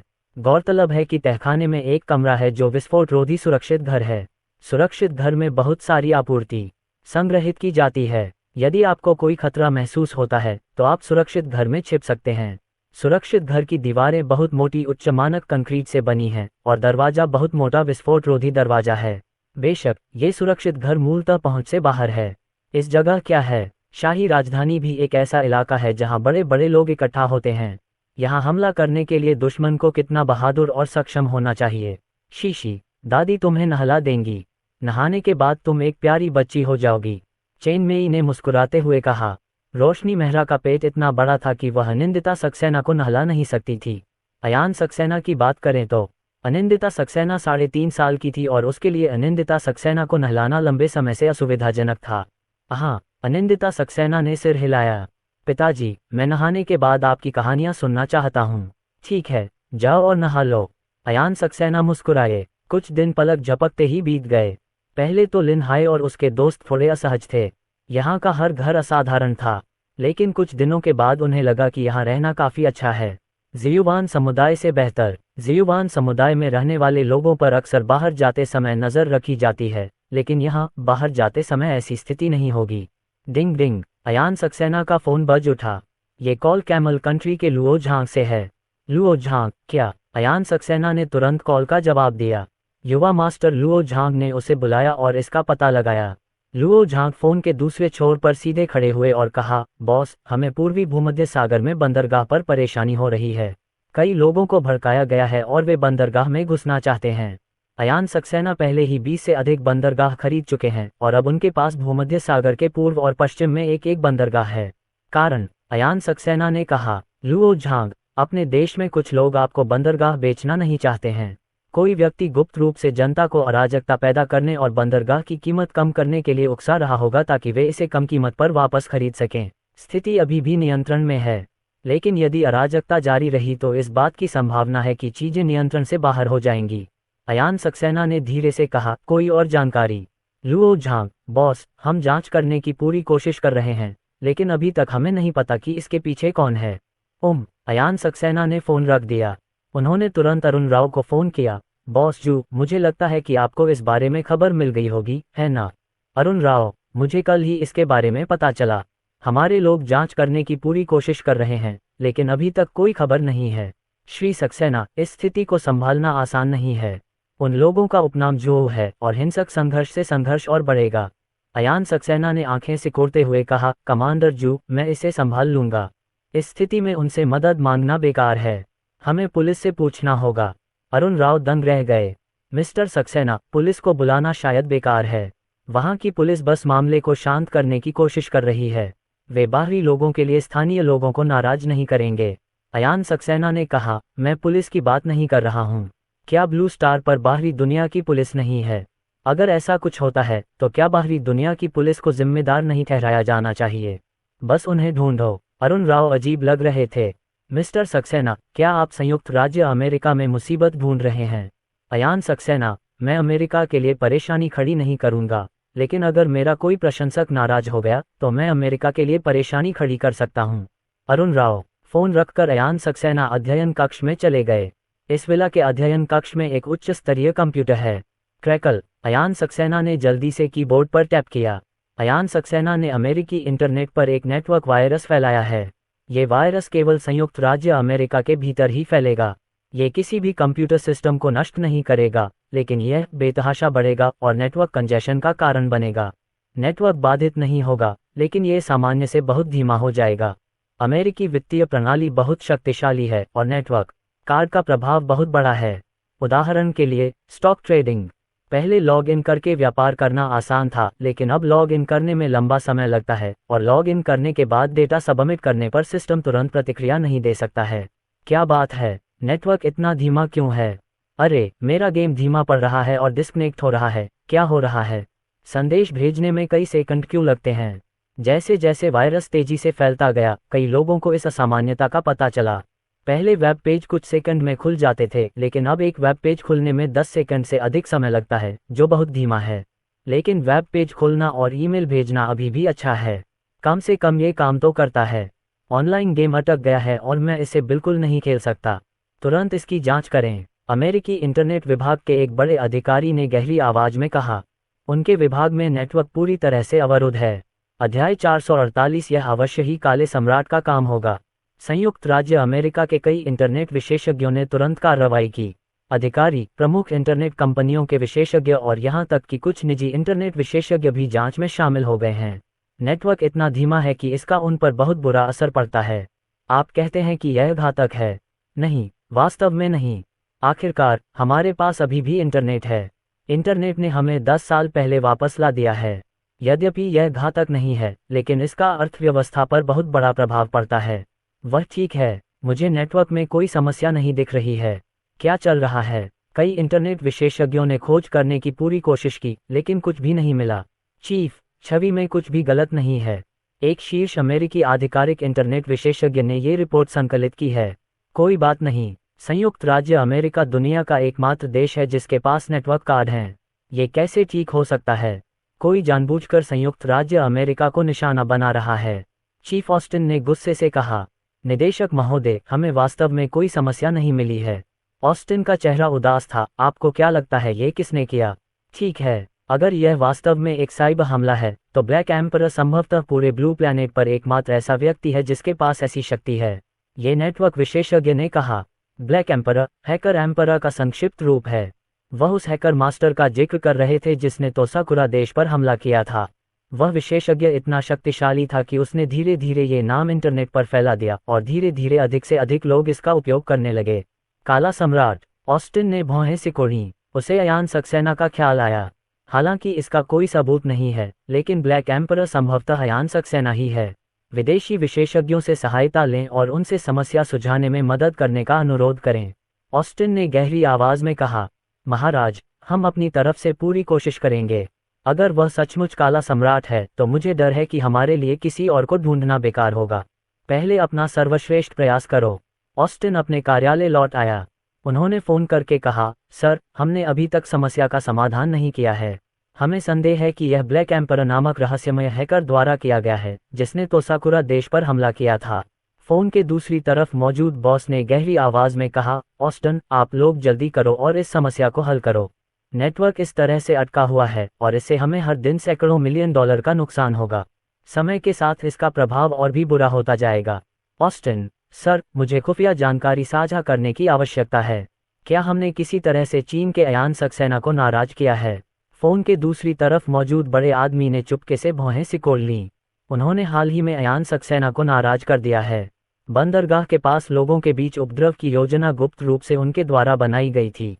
नहीं, हमने हाल ही में अयान सक्सेना को नाराज नहीं किया है। बड़े बॉस ने इससे इनकार कर दिया। उन्हें यकीन नहीं था कि उनके फोन कॉल टैप किए गए थे या नहीं। सर, ब्लैक एम्परर सबसे अधिक संभावना अयान सक्सेना की है। अगर इस बार यह ब्लैक एम्परर ने किया है, तो हम निश्चित रूप से इसे संभाल पाएंगे। हमें अन्य आकस्मिक योजनाएं बनाने की आवश्यकता हो सकती है। ऑस्टिन रोड, उनके अधीन साइबर विशेषज्ञ बहुत शक्तिशाली हैं। वे पूरी दुनिया की जासूसी कर सकते हैं और आसानी से साइबर हमले कर सकते हैं। उन्होंने पहले भी चीन पर अनगिनत बार हमला किया है। अब सचमुच उसे कोई भरोसा नहीं रहा। जब पूर्वी सकुरा देश में समस्याएं उत्पन्न हुईं, तो उन्होंने कार्रवाई की, लेकिन वे ब्लैक एम्परर द्वारा छोड़े गए इंटरनेट वायरस को हल करने में असमर्थ रहे। ऑस्टिन, अपना काम करो। दूसरी ओर मौजूद बॉस ने इतना कहकर फोन काट दिया। ऑस्टिन ने भौहें सिकोड़ी। उन्होंने तुरंत आदेश दिया कि उनके लोग अन्य देशों के नेटवर्क विशेषज्ञों से संपर्क करें ताकि मामले से निपटने में मदद मिल सके। पश्चिमी दुनिया के अन्य देशों में भी कई इंटरनेट विशेषज्ञ हैं। जल्द ही अन्य देशों के कई इंटरनेट विशेषज्ञ भी इसमें शामिल हो गए। उसमें गलत क्या है? नेटवर्क में कुछ गड़बड़ जरूर है, क्योंकि यह बहुत धीमा है। मुझे कुछ भी नहीं मिल रहा है। वास्तव में इसका क्या कारण था? अन्य देशों के इंटरनेट विशेषज्ञ भी भ्रमित थे। हर कोई जानता है कि निश्चित रूप से कोई समस्या है, लेकिन वे ये पता नहीं लगा पाते कि समस्या कहाँ है। पलक झपकते ही अगला दिन आ गया। ऑस्टिन और अन्य लोग पूरी रात लड़ते रहे, लेकिन कोई फायदा नहीं हुआ। रॉबर्ट यहाँ ऑस्टिन आए। वे सभी निदेशक हैं और अलग अलग विभागों से संबंधित हैं। रॉबर्ट, बताओ, क्या हमने अयान सक्सेना को नाराज किया है? दोनों कार्यालय में दाखिल हुए और ऑस्टिन ने पूछा। रॉबर्ट ने सिर हिलाया। उसने बहुत सारे बंदरगाह खरीदे हैं। अगर उच्च अधिकारी ज्यादा बंदरगाहों पर नियंत्रण करना चाहते हैं, तो हम गुप्त रूप से बंदरगाह के पास के लोगों को परेशानी में डालने की योजना बना सकते हैं। ऑस्टिन ने भौहें सिकोड़ी। ये तो समझ में आता है। रॉबर्ट, यह अभी भी समझ में नहीं आ रहा है। हमारी हरकतें गुप्त थीं। कोई रास्ता नहीं है जिससे अयान सक्सेना को पता चले कि हम इसके पीछे थे। ऑस्टिन ने कहा, क्या उन्हें सचमुच सबूत की जरूरत है? इस तरह की चीजें सबसे ज्यादा संभावना हम अमेरिकियों द्वारा की जाती हैं। क्या ये संभव है कि उन्हें संदेह हो और फिर उन्होंने कार्रवाई की? रॉबर्ट ने भौहें सिकोड़ी। आप बिना किसी सबूत के हमें इस तरह निशाना बना रहे हैं। ऑस्टिन, चीन के साथ हमारे संबंधों को देखते हुए मुझे लगता है कि यह पूरी तरह से संभव है। रॉबर्ट, हमने कोशिश की है, लेकिन हम समस्या का समाधान नहीं कर सकते। रॉबर्ट ने भौहें सिकोड़ते हुए कहा, क्या होगा अगर हम भी कार्रवाई करें? हमने चीन के नेटवर्क पर हमला किया। ऑस्टिन ने अपना सिर हिलाया। ब्लैक एम्परर के बिना भी चीन का नेटवर्क ऐसा कुछ नहीं है जिसे हम आसानी से खत्म कर सकें। और अगर हम ऐसा करते हैं, तो शायद जैसे ही हम शुरू करेंगे, हमारा पूरा अमेरिकी नेटवर्क पूरी तरह से अवरुद्ध हो जाएगा। कभी कभी नुकसान बहुत बड़ा होगा। रॉबर्ट कुछ देर चुप रहा और बोला, मुझे अपनी योजना के बारे में बताओ। पोस्टर, अयान सक्सेना को ढूंढो। अयान सक्सेना इसे हल कर सकता है। ये शीघ्र होना चाहिए, अन्यथा शेयर बाजार ध्वस्त हो सकता है। रॉबर्ट चला जाता है। उन्होंने तुरंत स्थिति की सूचना दी। 1 घंटे बाद अयान सक्सेना को फोन आया। अलीना डावर्सन, क्या हो रहा है? अयान सक्सेना ने पूछा। फोन पर दूसरी तरफ मौजूद एलिना डॉसन भावुक हो गई। अयान सक्सेना ने पहले भी उसे बचाया था और उस समय अयान सक्सेना अभी भी एक छोटा सा व्यक्ति था। जैसे अयान सक्सेना, वह पहले से ही एक वैश्विक हस्ती हैं। श्री सक्सेना, मैंने सुना है कि आप एक शीर्ष इंटरनेट विशेषज्ञ को जानते हैं। हम संयुक्त राज्य अमेरिका में संकट में हैं और हम उनसे मदद मांगना चाहते हैं। एलिना डावर्सन ने बात की। अयान सक्सेना, एलिना डॉसन, मैं वास्तव में उन्हें नहीं जानता। वह मेरी एक प्रशंसक मात्र हैं। मैं उनसे संपर्क नहीं कर सकता, लेकिन वह कभी कभी मुझसे संपर्क करती हैं। अमेरिकी इंटरनेट में क्या समस्या है?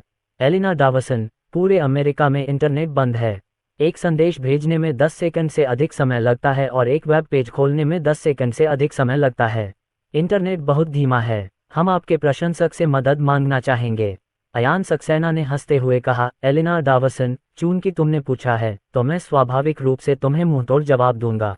अगर वह मेरे पास आएगा, तो मैं उसे बता दूंगा। लेकिन मैं उसे इतना ही अच्छी तरह जानता हूँ। यह शायद मुफ्त नहीं है। एलिना डावर्सन, बेशक। अयान सक्सेना, अगर मैं उनसे संपर्क कर पाया तो मैं उनसे बात करूंगा। जल्द ही अयान सक्सेना ने फोन रख दिया। एलिना डावर्सन ने अपने बगल में खड़े लोगों की ओर देखा। इन लोगों ने उनके और अयान सक्सेना के बीच हुई बातचीत को बहुत साफ सुना। दोस्तों, मैं आपकी इतनी ही मदद कर सकता हूँ। अगर अयान सक्सेना मुझसे दोबारा संपर्क करेगा तो मैं आपको बताऊंगी। एलिना डावर्सन ने कहा। आधा दिन बीत गया। डिंग डिंग। अरुण राव ने अयान सक्सेना को बुलाया। श्री सक्सेना, बंदरगाह समस्या का समाधान हो गया है। हमें ये भी पता चला है कि इस घटना के पीछे अमेरिका का हाथ था। अरुण राव ने कहा। अयान सक्सेना ने हंसते हुए कहा, वे उपद्रवी हैं। मूल रूप से वे ही दुनिया भर में फैली अराजकता के पीछे हैं। अगर ऐसा कुछ होता है तो बस उनकी तलाश करें। भले ही यह उनका काम न भी हो, लेकिन वे पता लगा लेंगे कि इसके पीछे कौन है। अध्याय 449। अयान सक्सेना मुआवजा चाहता है। अरुण राव, श्री सक्सेना, आपको इस मामले में सावधान रहने की जरूरत है ताकि वे कोई हताशाजनक कदम न उठा लें। अयान सक्सेना, अगर वह मेरे प्रशंसक से संपर्क करते हैं तो मैं उन्हें मना लूंगा। इसमें कोई समस्या नहीं होनी चाहिए। अरुण राव, अयान सक्सेना इस मामले को लेकर काफी सतर्क हैं। मिस्टर सक्सेना, बस इतना ही। अयान सक्सेना, मंत्री अमित सिंह, अदृश्य आयनशील तकनीक पर देश द्वारा गठित विशेषज्ञ समूह की शोध प्रगति कैसी है? अरुण राव ने मुस्कुराते हुए कहा, आपने जो जानकारी दी है वह बहुत विस्तृत है। उनका शोध सुचारू रूप से चला, लेकिन इसे समझने में अभी भी समय लगेगा। अयान सक्सेना, उन्हें मजबूती से डटे रहना चाहिए। जब तक वे इसे समझेंगे तब तक मैं भी बल्क क्षेत्र ढाल तकनीक को समझ चुका होऊंगा। अरुण राव की आंखें चमक उठीं। मिस्टर सक्सेना, आपको आराम का भी ध्यान रखना चाहिए। शाम को एलिना डॉसन ने फिर फोन किया। इस समय तक अमेरिका में दिन हो चुका था। शेयर बाजार खुलने वाला है। कल तक इसका प्रासंगिक प्रभाव नहीं दिखा था। शेयर बाजार में गिरावट आई, लेकिन बहुत ज़्यादा नहीं। कल इसमें और गिरावट आने की संभावना है। हालांकि अगर बाजार खुलने से पहले ही इसे सुलझा लिया जाए तो ज़्यादा समस्या नहीं होगी। वित्त पर अमेरिका का नियंत्रण चीन से कहीं ज़्यादा मजबूत है। मिस्टर सक्सेना, क्या आपने अपने प्रशंसक से संपर्क किया है? एलिना डॉवसन ने पूछा। अयान सक्सेना, मैंने अभी तक उनसे संपर्क नहीं किया है। एलिना डॉसन, मेरी संपर्क जानकारी अमेरिका में इस मामले को देख रहे लोगों को दे दीजिए ताकि आपको बीच में न फंसना पड़े। गांव से मिस्टर सक्सेना, फिर बाद में कोई आपसे संपर्क करेगा। एलिना डॉवसन ने राहत की सांस ली। 10 मिनट बाद अयान सक्सेना ने फिर फोन उठाया। श्री सक्सेना, मैं रॉबर्ट हूँ, खुफिया काम का प्रभारी हूँ। मैं इस इंटरनेट संकट से निपटने के लिए आपसे संपर्क करूंगा। अयान सक्सेना थोड़ा हैरान हुआ। उसने सोचा कि यह होस्ट होगा जो नेटवर्क सुरक्षा का प्रभारी है, लेकिन उसने यह नहीं सोचा था कि यह खुफिया एजेंसी का रॉबर्ट होगा। क्या तुम मुझे धोखा देने की कोशिश कर रहे हो? अयान सक्सेना मन ही मन बुदबुदाया। ईमानदारी से कहें तो रॉबर्ट एक खुफिया अधिकारी है, इसलिए वह होस्ट से कहीं बेहतर होगा, जो एक तकनीकी विशेषज्ञ है। मिस्टर रॉबर्ट, मैं सिर्फ एक बिचौलिया हूँ। आप और मैं संवाद करते हैं और मैं सिर्फ आपकी बातें ही बता सकता हूँ। और मेरा प्रशंसक मुझसे संपर्क कर सकता है, लेकिन मैं उससे संपर्क नहीं कर सकता। अयान सक्सेना। रॉबर्ट ने चुपके से भौहें सिकोड़ ली। अयान सक्सेना ने जो कहा वह दोषरहित था। मिस्टर सक्सेना, ब्लैक एम्परर ने अभी तक आपसे संपर्क नहीं किया है। अयान सक्सेना, क्या ब्लैक एम्परर मेरा फैन है? ये नाम काफ़ी प्रभावशाली है, शायद मेरे फैन को ये पसंद आए। अगर वह मुझसे संपर्क करेगा तो मैं आपको बता दूंगा। रॉबर्ट चिंतित था। शेयर बाजार 2 घंटे में खुल जाएगा। अगर इस समयावधि में यह संभल नहीं पाया तो शेयर बाजार में गिरावट आनी तय है। नुकसान सिर्फ अरबों डॉलर का नहीं है, सैकड़ों अरब डॉलर का नुकसान पूरी तरह संभव है। रॉबर्ट ने गहरी सांस ली और कहा, मिस्टर सक्सेना, क्या आप अपने सोशल अकाउंट का उपयोग करके एक संदेश भेज सकते हैं और हेई हुआंग से संपर्क करवा सकते हैं? इस मामले को शीघ्रता से निपटाया जाना चाहिए। अयान सक्सेना। श्री रॉबर्ट, नहीं। यदि संयुक्त राज्य अमेरिका में आपको कोई समस्या हो और मैं उसे हल करने में आपकी मदद करने के लिए दौड़ा चला जाऊं, तो यदि यह खबर फैल जाए तो चीनी लोग मेरे बारे में क्या सोचेंगे? कई लोग शायद सोचते होंगे कि मैं अमेरिका के जूते चाट रहा हूं। मेरे पास एक योजना है। रॉबर्ट, मिस्टर सक्सेना, आप आगे बढ़ें। अयान सक्सेना। आप इस इंटरनेट संकट को हल करने के लिए एक बड़ा इनाम, उदाहरण के लिए 10 बिलियन अमेरिकी डॉलर की पेशकश कर सकते हैं। हो सकता है कि इसे ब्लैक एम्परर के हस्तक्षेप के बिना हल किया जा सके। रॉबर्ट, उन्होंने दांत पीसते हुए कहा, मिस्टर सक्सेना, 10 बिलियन तो असंभव है। सरकार के पास इनाम के लिए इतना बड़ा बजट नहीं है। 10 बिलियन तो दूर, 1 बिलियन अमेरिकी डॉलर भी असंभव है। अयान सक्सेना ने मुस्कुराते हुए कहा, मिस्टर रॉबर्ट, मैं आपको ये तरीका बता रहा हूँ। यह आप पर निर्भर है कि आप इसे अपनाते हैं या नहीं। वास्तव में सरकार को इसके लिए भुगतान करना होगा। प्रमुख अमेरिकी वित्तीय समूह इससे बहुत प्रभावित हुए हैं, है न? प्रत्येक स्टॉल के लिए 1 बिलियन अमेरिकी डॉलर बहुत ज़्यादा नहीं है। रॉबर्ट का चेहरा उदास था। मिस्टर सक्सेना, फिर भी 1 अरब अमेरिकी डॉलर समस्या को हल करने के लिए बहुत ज़्यादा है। अयान सक्सेना, मिस्टर रॉबर्ट, यदि आप ब्लैक एम्परर से संपर्क कर सकें तो मैं उन्हें मनाने की पूरी कोशिश कर सकता हूं और शायद 50 से 60 बिलियन अमेरिकी डॉलर पर बातचीत करने में आपकी मदद कर सकता हूं। यदि यह इससे कम है तो मुझे नहीं लगता कि मैं कुछ कर पाऊंगा। रॉबर्ट ने भौहें सिकोड़ी। अयान सक्सेना ज़रूर ब्लैक एम्परर होगा। अयान सक्सेना के शब्दों का मतलब है कि इस बार उसे 5 या 6 बिलियन अमेरिकी डॉलर चाहिए। ये बहुत सारा पैसा है। इस संकट से संयुक्त राज्य अमेरिका को हुए नुकसान की तुलना में ये कम है। श्री सक्सेना, क्या आप कीमत को 3 बिलियन अमेरिकी डॉलर से कम करने का कोई तरीका बता सकते हैं? यही एकमात्र तरीका है। रॉबर्ट ने मोल तोल किया। अयान सक्सेना, आप बस 1 बिलियन अमेरिकी डॉलर का इनाम रख सकते हैं ताकि खबर फैल सके।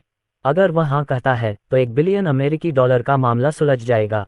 यदि उन्होंने नहीं कहा होता तो संभवतः वे 1 बिलियन डॉलर की मांग नहीं करते।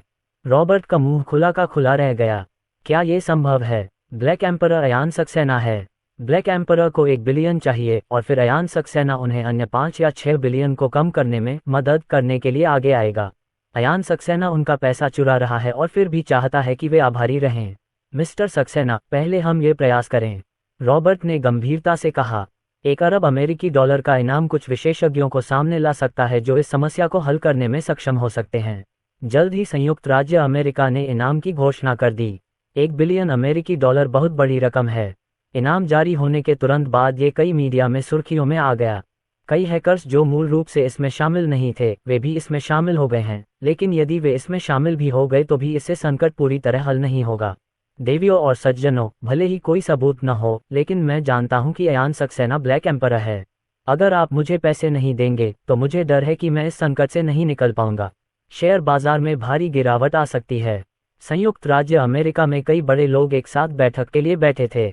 उनके पीछे वित्तीय समूह और शक्तिशाली परिवार थे और उनके पास बहुत बड़ी संपत्ति थी। रॉबर्ट, क्या यह आवश्यक है? क्या हम अपनी क्षमताओं के साथ अपने शेयर बाजार को स्थिर नहीं कर सकते? कुछ लोगों ने संदेह जताया। एक अन्य व्यक्ति ने कहा, 5 या 6 अरब अमेरिकी डॉलर, ये बहुत ज्यादा है।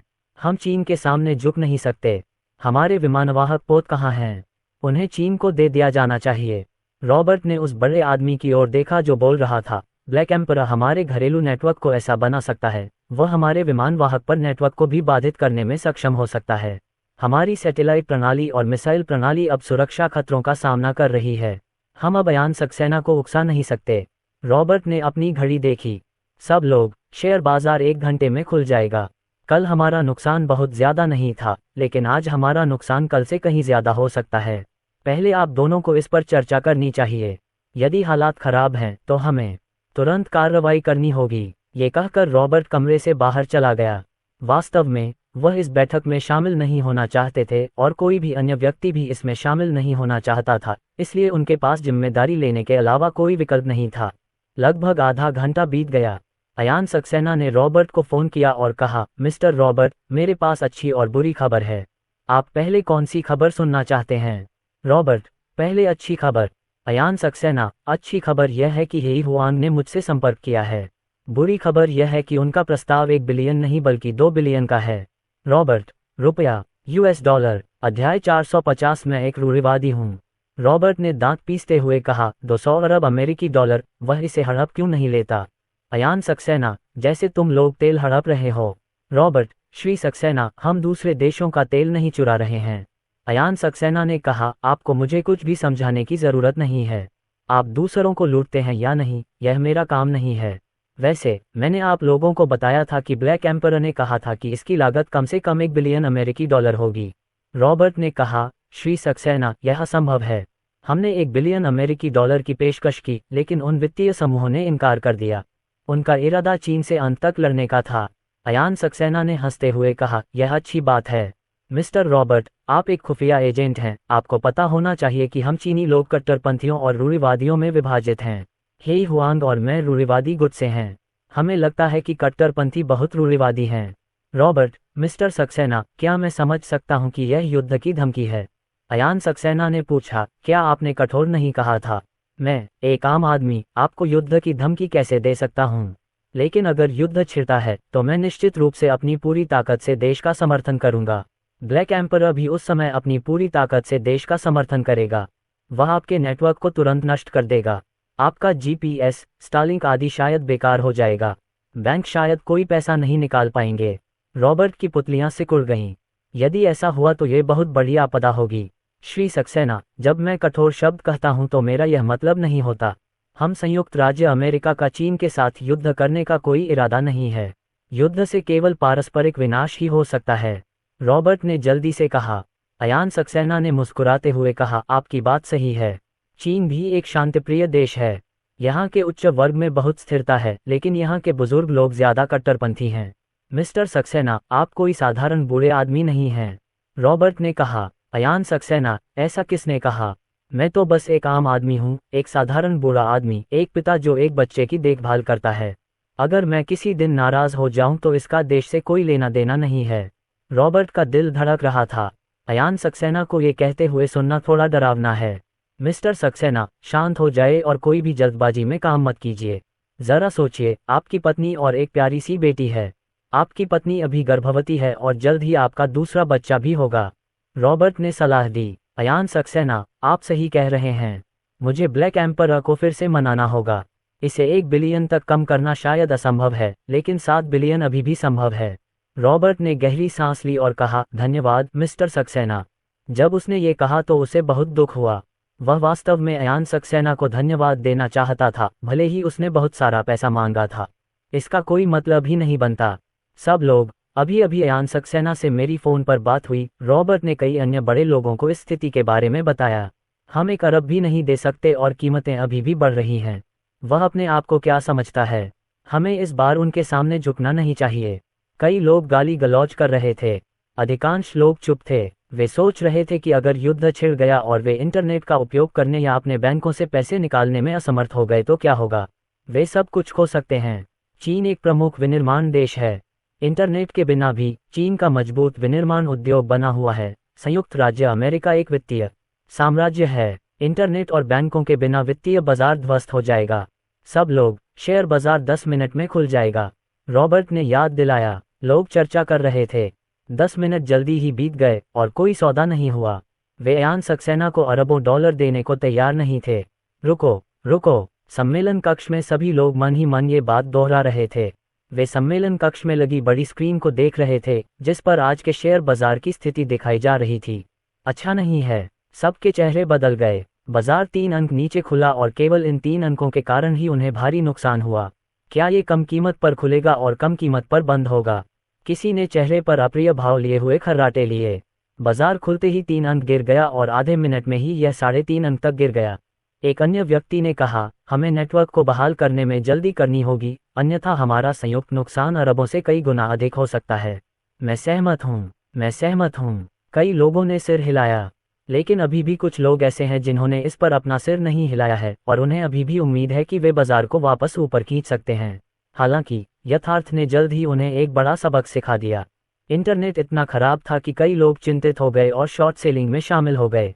दूसरे देशों के कई फंडों ने भी बाजार में शॉर्टिंग की। यद्यपि अमेरिकी वित्तीय प्रणाली शक्तिशाली है, फिर भी वह विरोध नहीं कर सकती। मात्र 10 मिनट में डॉव जोन्स इंडस्ट्रियल एवरेज और नैस्डैक में 5 अंक की गिरावट आई तथा कई बैंक शेयरों में 10 अंक से अधिक की गिरावट आई। ये खबर ऑनलाइन फैल गई है। ये हैकर हमला ब्लैक एम्परर की वजह से हुआ हो सकता है। ईस्टर्न सकुरा पर 2 सबसे बुरे हमले उनके बैंक स्टॉक पर हुए थे। रॉबर्ट, बात करो, अयान सक्सेना से तुरंत बात करो।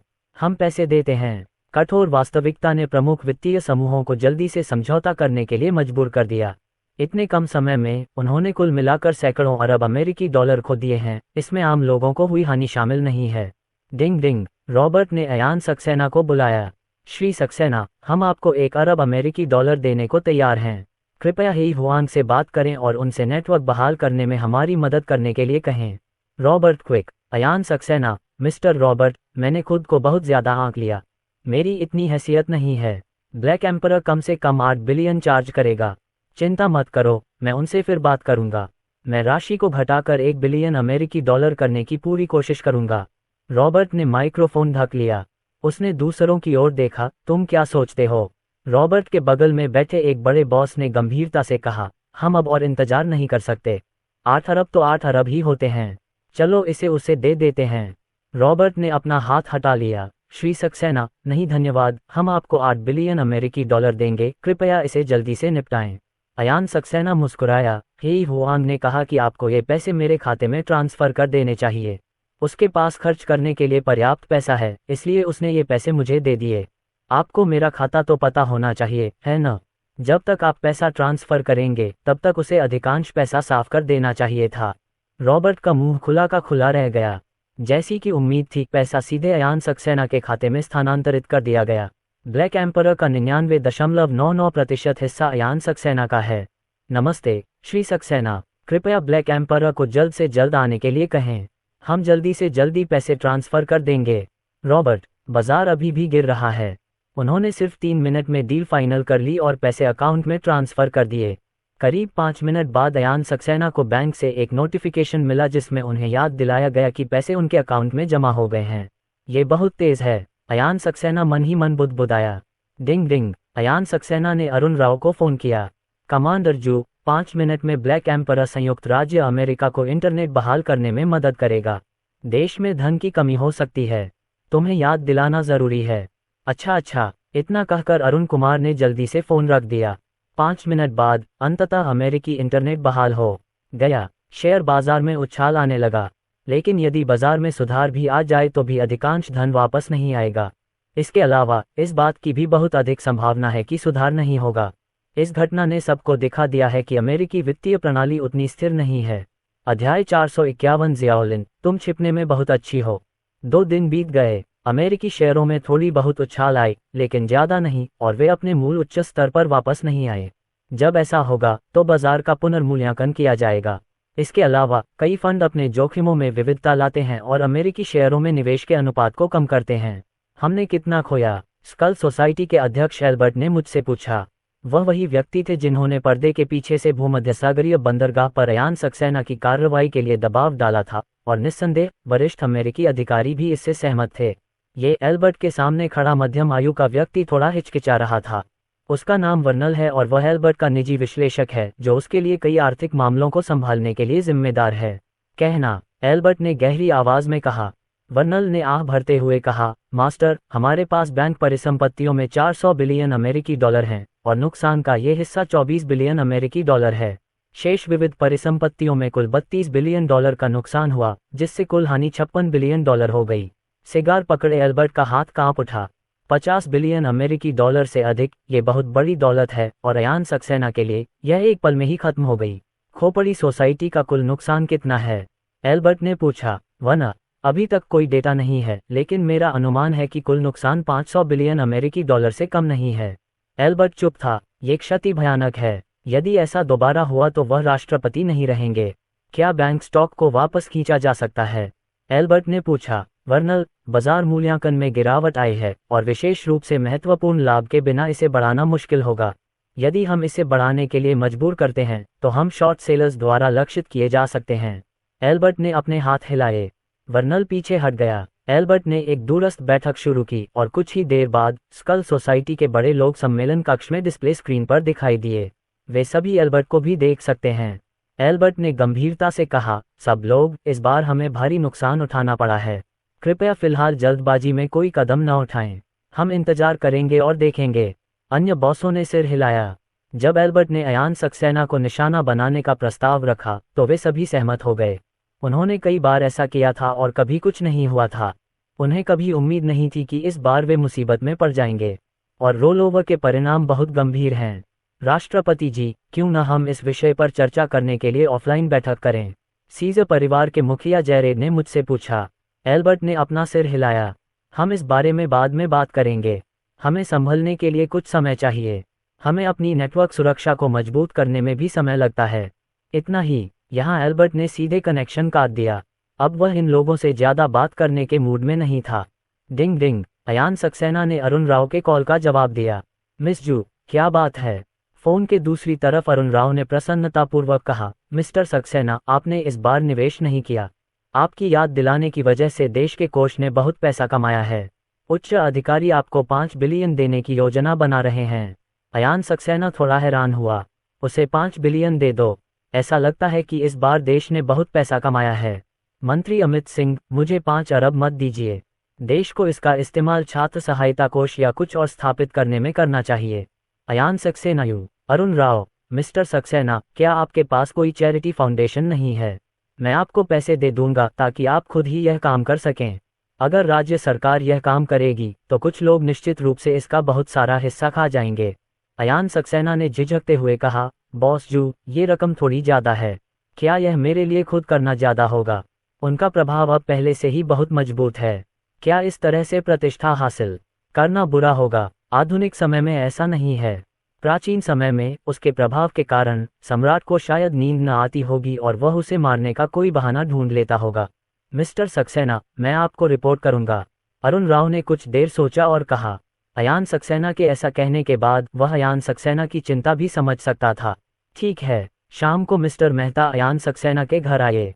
वह अयान सक्सेना के अध्ययन कक्ष में गया। जियाउलिन, क्या तुम्हें इस बिंदु पर कोई विचार है?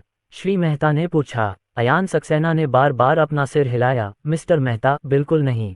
श्री मेहता ने एक क्षण विचार किया और कहा, अर्जुन सक्सेना, जीवन में 3 वर्जनाएं हैं। शक्ति न होना लेकिन बहुत सारा पैसा होना, गरीब परिवार होना लेकिन सुंदर पत्नी होना, और कमजोर होना लेकिन अत्यंत बुद्धिमान होना। आपने तीसरे बिंदु पर अच्छा काम किया। आप बेहद प्रतिभाशाली हैं, लेकिन आपने खुद को पहले बहुत अच्छी तरह से छिपाया था।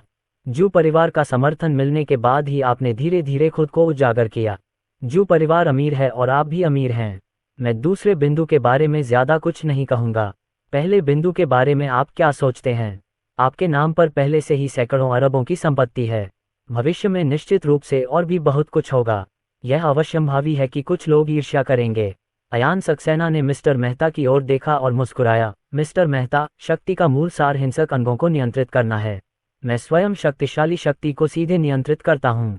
मेरी संपत्ति को सत्ता के संरक्षण की आवश्यकता नहीं है। ऐसा कहते हुए ली लाओज़ेन की चकित निगाहों के सामने अयान सक्सेना का शरीर वास्तव में धीरे धीरे उड़ गया। मिस्टर मेहता, आप अभी एक बात में गलत थे। ऐसा इसलिए नहीं है कि मेरे पास जू परिवार है जो मेरा समर्थक है, इसलिए मैं धीरे धीरे खुद को उजागर करने की हिम्मत कर रहा हूँ। ऐसा इसलिए है क्योंकि मेरी अपनी ताकत धीरे धीरे बढ़ी है। अयान सक्सेना की बात खत्म होने के बाद वह धीरे से जमीन पर गिर पड़ा। आप श्री मेहता को इस पर विश्वास नहीं हुआ?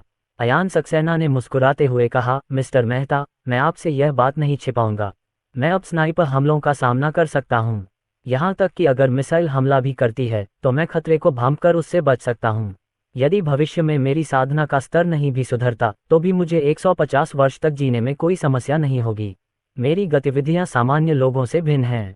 मिस्टर मेहता ने गहरी सांस ली और कहा, अर्जुन सक्सेना, अब तुम क्या चाहते हो? दीर्घायु बनना, अमर बनना? अयान सक्सेना ने हंसते हुए कहा, मिस्टर मेहता, अमर बनना तो दूर की बात है। मैं तो बस ये जानना चाहता हूँ कि इंसान किस स्तर तक पहुँच सकता है। दीर्घायु तो बस एक उपोत्पाद है। ली लाओज़ेन, आपकी साधना में सुधार जारी रहेगा। भविष्य में 200 साल तक जीने में आपको कोई समस्या नहीं होगी। मेरे मरने के बाद भी आप कम से कम 150 साल और जी सकते हैं। आप मेरे नाती नातिन और पोतों को दान कर सकते हैं।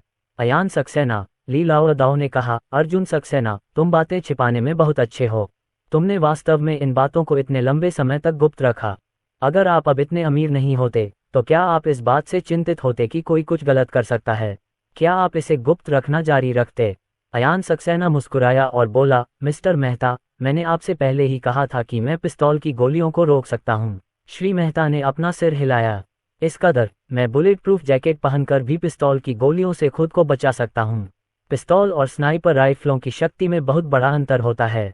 मिस्टर मेहता, आप में से कुछ लोगों को ही इसके बारे में पता होना चाहिए, इसे फैलने न दें। अयान सक्सेना ने चेतावनी दी। एल्डर ली ने सिर हिलाया, हम किसी को नहीं बताएंगे। अगर हम किसी को बताएंगे तो दुश्मन आपके खिलाफ और अधिक शक्तिशाली हो जाएगा। अर्जुन सक्सेना, 5 अरब खर्च करने में संकोच न करें। अयान सक्सेना ने सिर हिलाया। अब जब ये स्पष्ट हो गया है तो कोई समस्या नहीं है। छात्रवृत्ति के रूप में दिए गए 5 बिलियन रुपए से कई लोगों को मदद मिल सकती है।